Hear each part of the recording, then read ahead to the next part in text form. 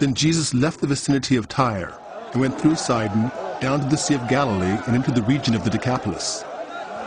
There some people brought to him a man who was deaf and could hardly talk, and they begged Jesus to place his hand on him. After he took him aside, away from the crowd, Jesus put his fingers into the man's ears. Then he spit and touched the man's tongue.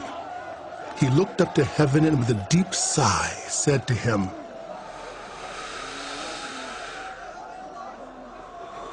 Father, which means, be opened.